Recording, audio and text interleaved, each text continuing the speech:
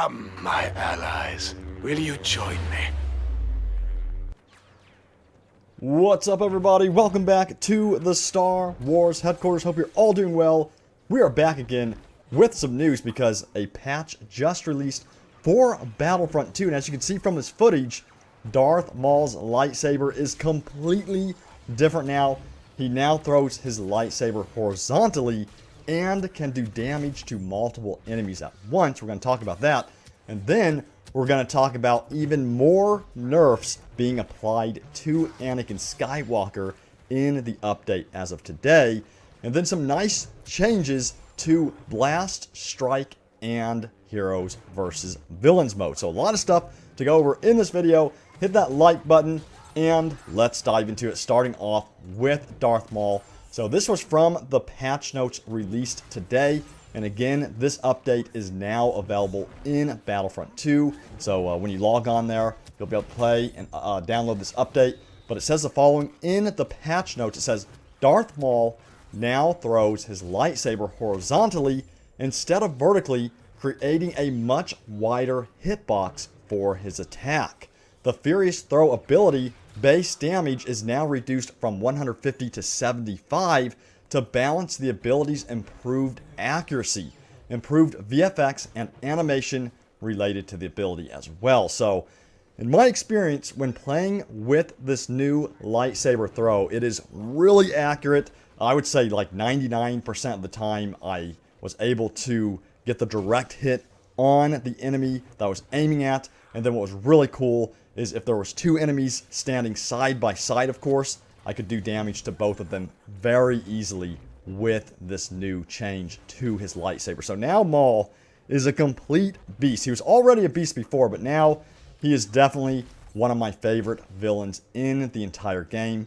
I love everything about him. His abilities, his animations. You know, he can block now, of course. And then this lightsaber throw is just icing on the cake, of course. So let me know what you think about it. And you'll notice that he's even more effective when he throws the lightsaber. It goes through the clone trooper and then comes back for a double whammy, if you will, and does even more damage. So he is super, super effective with this lightsaber throw. And again, as you noticed, they did have to reduce the damage of his lightsaber throw because it's so effective. So we'll see if it's too weak with the reduction. I don't think it's going to be. I think it's going to be a good amount of damage with the throw. But regardless, if it is too nerfed with the damage output of his lightsaber throw, they can always tweak it in the future. Now, talking about tweaking, let's talk about Anakin Skywalker because they've tweaked him even more by reducing some of his abilities even more. So I'm going to go over those patch notes right now. So they've reduced the duration of the choking during Anakin's retribution ability from 4 to 2 seconds. And then Anakin's retribution does not charge up based on damage received during heroic might. Now, they also did this. They said heroic might no longer deals increased damage as Anakin takes damage. The ability's radius still increases as Anakin takes damage. So that's a big change to that as well. Now, they said they increased base damage of heroic might from 70 to 90 against heroes, which is an interesting change. That's not really a nerf. I don't know why they would increase that, but they reduced base damage of heroic might from 130 to 120 against troopers. So in a way, they're making him a little bit more effective in that way. It sounds like for heroes versus villains, but they're reducing him for capital supremacy and galactic assault, of course. So overall, this change, it seems like it's something more geared towards galactic assault and capital supremacy, of course. We'll see if it's enough, because again, I've always felt like Anakin Skywalker is still way too OP. Every time I see him, the only choice I seem to have when I'm like a reinforcement or something is to run away. There's no defense against him, but we'll see if these additional nerfs are enough. We'll have to see about that. Now, let's move on to some of the additional changes to Blast, Strike, and Heroes versus Villains mode. So they said they reduced the minimum number of players required to start the following game mode. So Blast, Strike, and Heroes versus Villains. Now, Blast now will require 4 players to start. Strike will also require 4 players to start instead of 8. And then Heroes versus Villains, instead of requiring 8 players, will require only 6. So this is a big change, and something that is a much needed change, because I have been so tired of just sitting in the lobby waiting for that one extra player to join to get the round started. Now, in the future, I think it'd be cool to have it where when you are waiting in the lobby, instead of waiting at the screen, you know, you sit there at the screen, you're actually in the map just roaming around, goofing off, you know, killing each other. Similar to how, you know, the Battle Royale games do it, like Fortnite and PUBG, where there's a holding area in a lobby where players just goof off, they're emoting, messing with their weapons, and then the game actually starts. So I hope they do that in the future, but I think this is a good direction for, you know, getting the games to start a lot quicker. So that's a good thing that they've done that. Now, there's other improvements as well, including with the minimap in Heroes vs. Villains. So they said the minimap in Heroes vs. Villains will now work similar to Hero Showdown, and it won't constantly show all of the players on the screen. So that's good news. Now, it also says heroes will now cost the same amount of battle points across all maps. So that's a good change. You know, they don't have to worry about that anymore. And I think this came up when Lando, you know, was shown in the Episode 9 trailer, and then everyone was like, uh-oh, his battle points need to be adjusted. And I think DICE no longer wants to worry about that. You know, they don't want to worry about that. So they just made it an even amount of battle points across the board. Now, they fixed an issue where Iden's droid batteries star card was granting incorrect recharge time values for the stun droid ability. And then they fixed an issue where Han Solo would be unable to jump if the sharp trooper ability got canceled or interrupted. Now, this one has been a complaint for people who like the DC-15LE. They fixed an issue where the DC-15LE would have no crosshair when close aiming, and if the improved zoom attachment was equipped, this is when that would occur. So they fixed that as well, and I noticed that, and that's a good fix definitely in this update. Now, there were some other fixes as well in this patch. I'll let you check that out in the full patch notes. I'll leave a link in the description to check it out.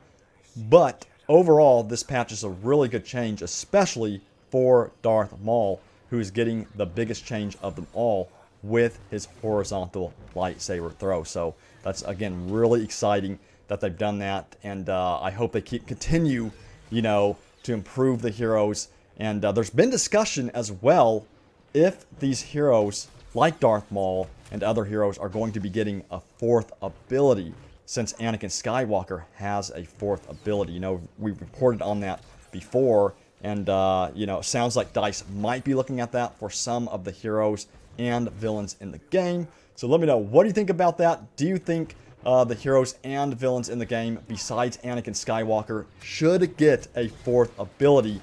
And if so, what 4th ability would you add to the game? Like, for instance, with Darth Maul, I'm not sure exactly what I would do with that, but someone did bring up an interesting discussion about General Grievous, how General Grievous's 4th ability could be where he activates all 4 lightsabers all at once, and he can just use those freely, and I thought that was a really good idea. Yes, it might make General Grievous way too OP, but then again, they could, you know, kind of adjust the damage output accordingly with that ability to make sure it's not too OP. But the fact that, you know, that was discussed in the community, I thought was a really good idea. I think DICE should really consider that for Darth Maul, because right now we only have his 2 abilities, his spin attack ability, of course, and then his other ability, Thrust Surge, which, you know, briefly give you the opportunity to play with 4 lightsabers all at once. And I really, really want the chance to play with his 4 lightsabers, like, freely, like a free form type thing. But again, let me know, what 4th ability would you add to your favorite heroes in the game? You know, Darth Vader, for instance, what 4th ability could he have? There's so many possibilities. Obi-Wan Kenobi could be a really cool character that could benefit from a 4th ability for sure. And speaking of Obi-Wan Kenobi, I did mention this in our previous live streams. I really feel like he needs an increased damage output. I feel like Obi-Wan Kenobi right now is definitely underpowered, and I feel like they need to do something with Obi-Wan Kenobi, because again, if I have the choice between, you know, Obi-Wan Kenobi and Luke Skywalker, for instance, in Heroes vs. Villains, I usually go with Luke Skywalker because I feel like he's more powerful than Obi-Wan Kenobi at the moment. I feel like I'm more effective with Luke Skywalker than Obi-Wan Kenobi. And of course, Anakin Skywalker, he's the most powerful of them all. But you know, I feel like Obi-Wan Kenobi, of course, should be on the same level playing field as both Anakin Skywalker and Luke Skywalker. So I think there's a change that needs to be done there. If you agree with this, let me know in the comments. I think Obi-Wan Kenobi definitely needs to be looked at for sure. But yeah, what other nerfs and buffs do you want to see for the heroes in Battlefront 2? Post in the comments. Looks like they're doing some really good changes to the heroes, with Darth Maul definitely seeing some of the biggest benefits as of late with his ability to block and his new lightsaber throw. And so that was a big surprise for today.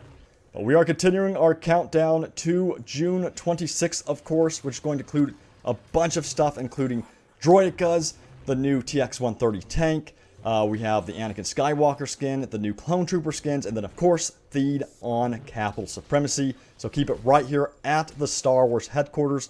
Don't forget to subscribe and turn on notifications because you don't want to miss it. We're going to have tons of stuff to look forward to for sure. So I will see you all next time. Enjoy the rest of your day, and may the Force be with you always.